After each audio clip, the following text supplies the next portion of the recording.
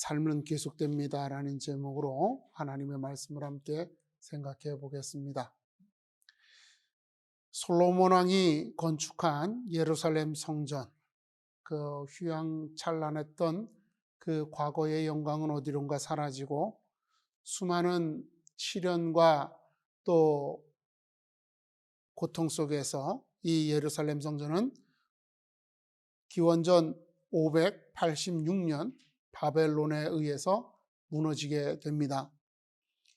하나님께 제사 드릴 때 사용하던, 비록 솔로몬 시대에 찬란함은 잃었어도, 솔로몬 시대에는 금과 은으로 보석으로 했지만 그 사이 국력이 기울면서 그것들을 잃어버리고 빼앗겨서 이제는 동이나 청동으로 바꾸어졌지만 그 재질이 하나님을 섬기는 데 사용하던 성전의 그 기물들, 그것들은 바벨론의 노획물로 전락해 버렸습니다. 이 예루살렘 성전은 무너지기 전까지 400여 년 동안 유대인들에게 하나님의 실존하심을, 그리고 하나님께서 이 이스라엘 백성 유대인들을 돌보고 계신다는 것, 또한 그렇기 때문에 이스라엘 백성들이 하나님을 만나기 위해서, 하나님 앞에 기도하기 위해서 가는 그러한 상징적인 장소요 하나님을 만나는 곳이었던 것입니다. 그런 예루살렘 성전이 파괴되었을 때 유대인들은 이루 말할 수 없는 실망과 좌절, 고통에 직면해야 했었을 것입니다. 이렇게 파괴된 성전은 약 70여 년이 지난 후 선지자 학개와 스가랴, 그리고 제사장 여호수아, 그리고 총독 스룹바벨에 의해서 다시 성전이 건축되게 됩니다. 그들이 이렇게 포기하지 않고, 정말 나라가 망하고 예루살렘 성전이 다 무너지고 그 백성들은 뿔뿔이 흩어진 그러한 상황에서도 포기하지 않고 성전을 재건하게 된 것은 그들에게 여전히 하나님께서 그들을 사랑하신다는 그러한 믿음과 확신이 있었기 때문입니다.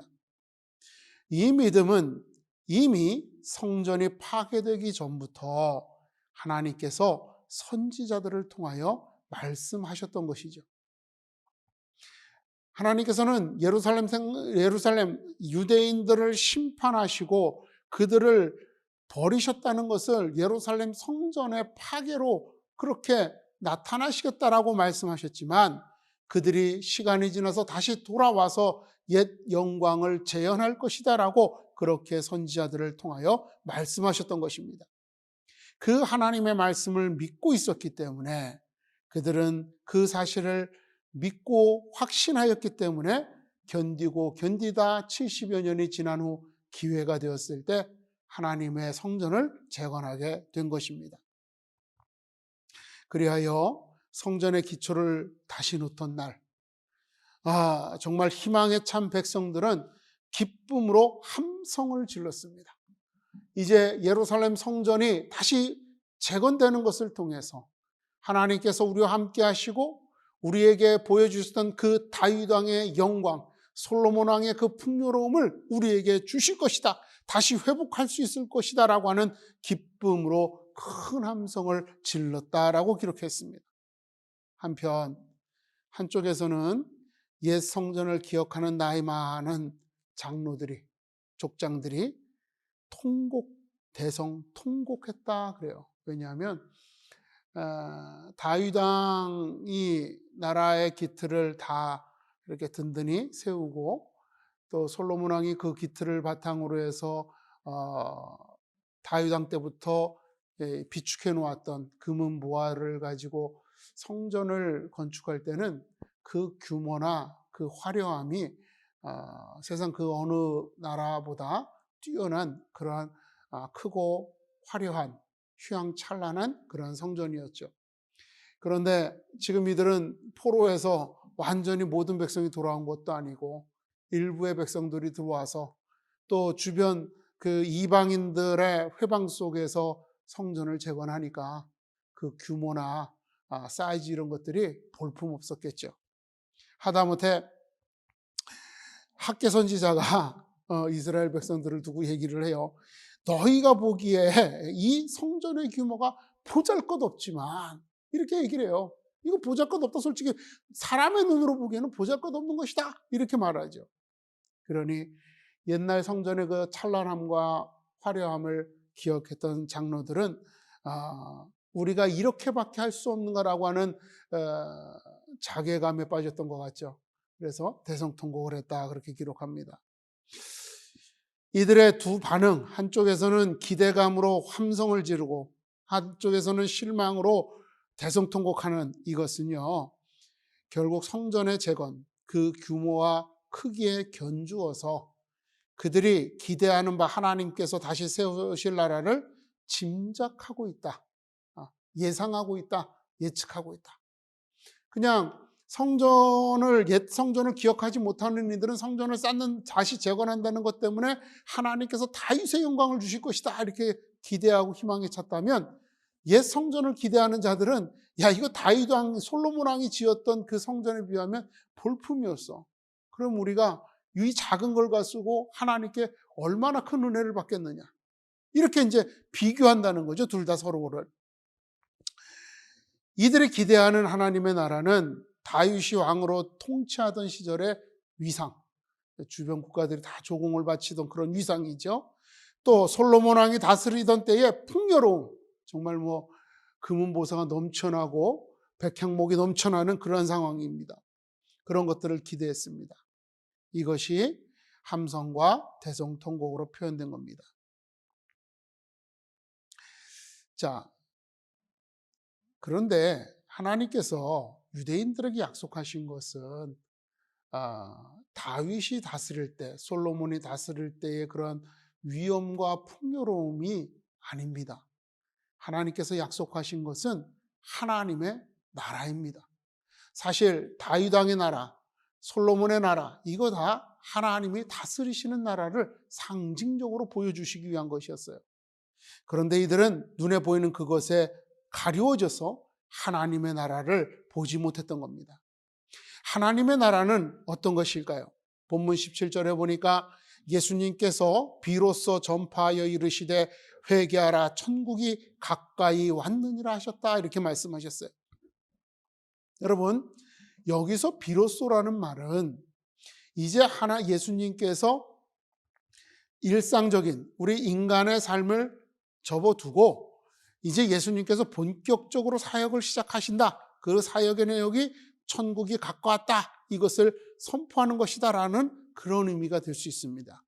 또한 동시에 이는 이전에 비유로 말씀하셨던 그 천국이 구체적으로 보여지기 시작한다, 이걸 말씀하시는 거예요. 오늘 본문에 보니까 뭐라 그랬어요? 예수님께서 이 가버나움에 가신 이유가 있어요. 왜?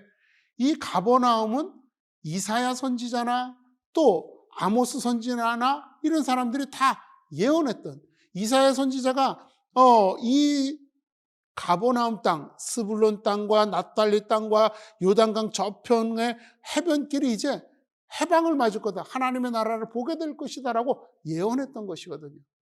지금 이곳에 가서 비로소 천국을 가르치셨다? 이거는 과거에 하셨던 하나님의 말씀이 이제 너희들이 눈으로 볼 수 있도록 여기에서 이루어지는 것이다라고 그런 의미를 가지고 있다는 거죠. 그래서 여러분, 여기 오늘 본문에 말하는 천국이라는 게 그냥 우리가 말하는 어떤 영적인 그런 보이지 않는 이런 것을 의미하는 게 아니에요. 이 하늘이라는 뜻은요, 보이는 하늘을 가리키는 거예요. 이런 대기죠. 그죠?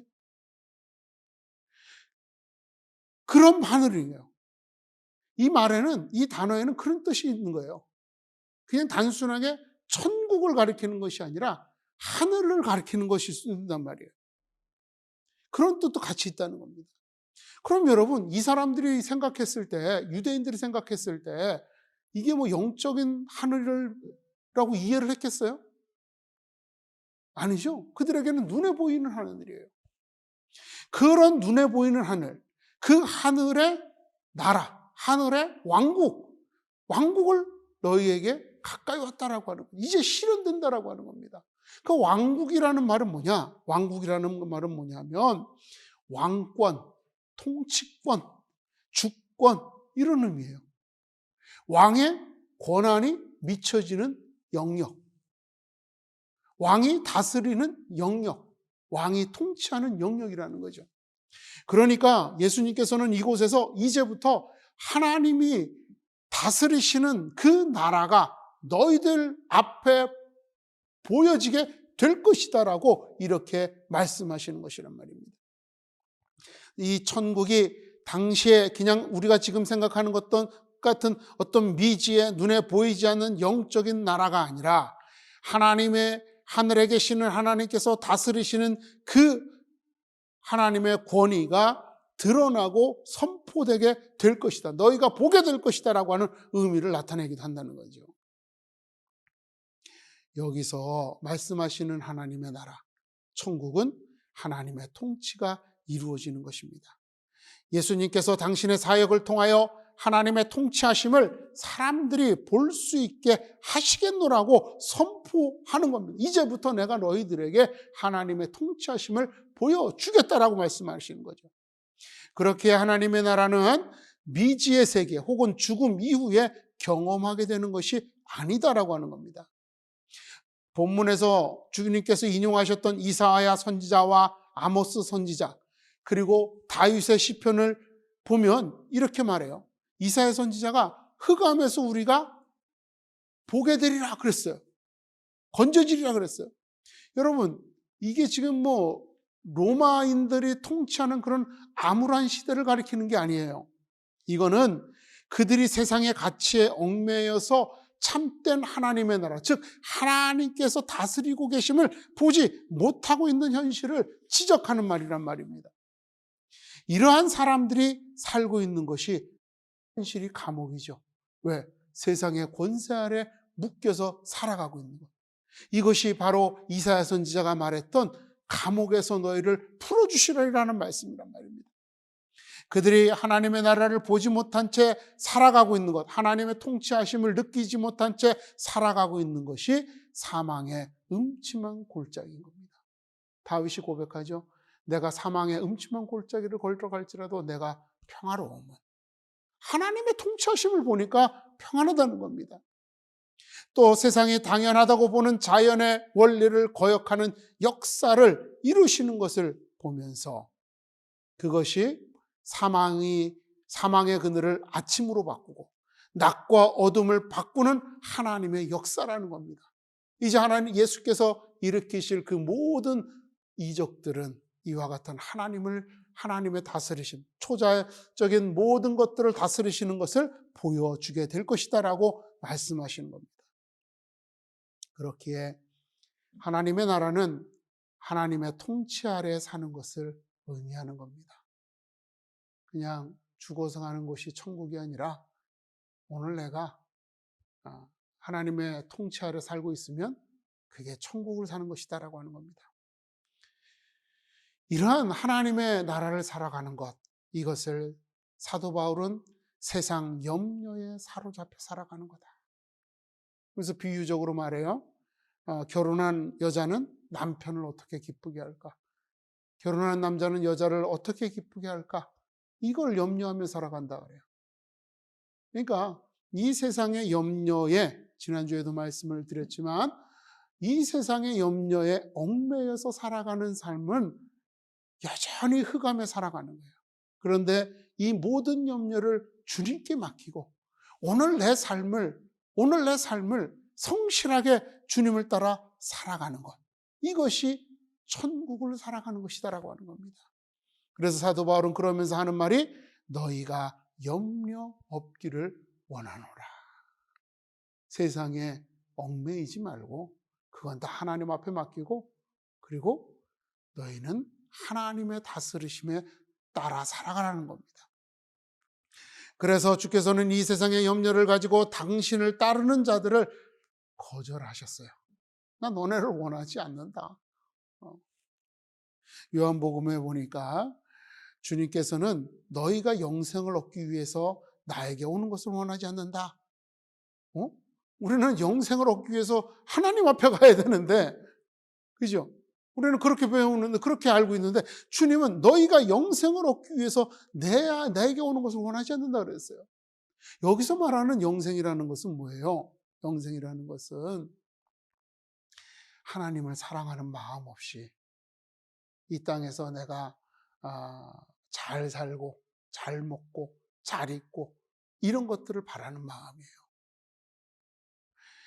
너희가 하나님을 사랑하는 마음이 없기 때문에 나는 너희들이 영생을 얻기 위해서 오는 것을 원하지 않는다. 그러면서 하시는 말씀이 하나님을 이용해서 자기의 문제를 해결하는 것으로 서로 영광을 얻으려 하기 때문이다라고 말씀을 하십니다. 그러니까 하나님의 통치하심은 세상의 염려를 가지고 이 문제를 하기 위해서 하나님 앞에 나오는 그러한 자들이 아니라 세상의 염려를 내려놓고 하나님 앞에 맡기고 이건 하나님 어떻게 하셔든지 상관없습니다. 주어진 삶에 나는 최선을 다하겠습니다. 그 결과는 하나님께 맡깁니다. 그러면서 하나님을 따르는 삶. 그렇게 하는 사람을 하나님의 통치 아래 있는 자다라는 겁니다. 그래서 우리가 마음의 할례를 받아야 되는 겁니다. 우리의 마음이 이 세상의 염려로부터 자유로워지는 것. 이것이 마음의 염려, 마음의 할례를 받는 것입니다. 이렇게 이들이 성전의 재건으로 다윗의 영광과 솔로몬의 풍요를 기대하는 것, 또 하나님을 이용하여 세상의 염려를 해결하려고 하는 것은, 그러한 것들에 몰두하는 것은 현세에서의, 이 세상에서의 삶이 전부라고, 혹은 이 세상의 삶이 더 가치 있는 것이다라고 생각하기 때문입니다. 그들은 죽으면 삶이 끝이라는 무의식적인, 그들의 무의식에 깔려있는, 사람은 죽으면 끝이야, 이 세상의 삶이 전부야 라고 하는 이들의 무의식이 드러난 것에 불과하는 겁니다. 또 수많은 이들이 오늘을 살기 위해 애쓰는 이유도 죽으면 삶이 끝난다, 이렇게 생각하기 때문이죠. 하지만 죽음은 삶의 마지막이 아닙니다. 죽음 이후에도 삶은 계속됩니다. 단지 죽음은 여과지에 불과할 뿐이에요. 어떤 여과지냐? 하나님의 이 세상에서 살면서도 하나님의 통치를 따라 살았던 삶. 이 세상에 살면서 하나님의 통치를 따르지 않는 삶을 살았던 사람. 이 둘을 구분하는 여과지라는 겁니다. 하나님께서는 다니엘을 통해서 이렇게 말씀하셨어요. 땅의 티끌 가운데에서 사는 자 중에서 많은 사람이 깨어나 영생을 받는 자도 있겠고, 수치를 당하여 영원히 부끄러움을 당하는 자도 있을 것이다. 죽었다가 나중에 하나님이 때가 되면 다시 일으키셔서, 한 사람은 영생을 받게 하고 한 사람은 수치 속에서 영원한 벌을 받게 하겠다는 겁니다. 즉 죽음으로 이 세상, 우리의 삶이 끝나는 것이 아니라, 죽음은 단순한 여과지로서 우리가 어떠한 삶을 살았는지 걸러지는 과정 속에 있다는 거죠. 즉 우리의 영속하는 삶 속의 한 과정이라고 하는 것입니다. 이것을 주님께서는 악인들은 영벌에, 의인들은 영생에 들어가리라 라고 말씀하신 것입니다. 죽음을 통하여 영벌과 영생에 이르게 되는 자를 구별하시는 것입니다. 이 구별의 기준은 하나님을 믿고 그 말씀을 따라 살았는가, 즉 하나님의 통치 아래 살았는가, 하나님의 그 나라가, 하나님의 나라를 이 세상에서부터 살았는가라고 하는 것이 기준이라는 겁니다.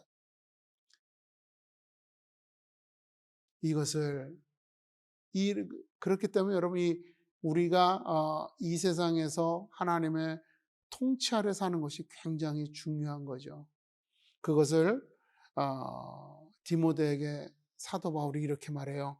의와 경건과 믿음과 사랑과 인내와 온유를 따르며 믿음의 선한 싸움을 싸우는 것이다. 오늘 우리가 하나님의 의, 그 의를 위하여서 싸우는 것, 오늘 내 경건한 삶을 위해서 내 자신과 싸우는 것, 믿음과 사랑과 인내로서 언제나 온유한 삶을 살아가는 것, 이것이 선한 싸움을 싸우는 것이고, 이러한 자가 하나님의 통치 아래 살아가는 자다라고 하는 겁니다. 여러분, 오늘이 삶의 전부라고 생각하지 마십시오. 죽음으로 삶이 마무리된다고 생각하지 마십시오. 삶은 영원히 계속됩니다. 죽음 이후에도 삶은 계속됩니다. 우리가 오늘의 삶에서 하나님의 통치 아래 있다면 우리는 죽음 이후에도 하나님의 통치 아래, 즉 하나님의 나라에서 살게 될 것입니다. 그러나 오늘의 삶이 하나님의 통치 아래 있지 않다면 죽음 이후 하나님의 통치가 강제적으로 우리에게 이루어져 영벌 속에서 살게 되는 것입니다. 오늘 하나님의 통치 아래 있기 위해서, 의를 위해서 싸우십시오. 경건을 위해서 싸우십시오. 믿음과 사랑으로 인내하며 사람들을 온유함으로 섬기십시오. 우리는 이 믿음의 선한 싸움으로, 우리의 죽음으로, 이 믿음의 선한 싸움이 우리의 죽음으로 마무리될 때, 그때 하나님의 영광 안에서 새로운 삶을 살게 될 것입니다. 이 삶을 위해 오늘도 그냥 마지막을 사는 것처럼 살아가는 것이 아니라 하나님의 나라를 대비하면서 살아가는 그 삶이 되기를 주님의 이름으로 축원을 드립니다. 기도하겠습니다.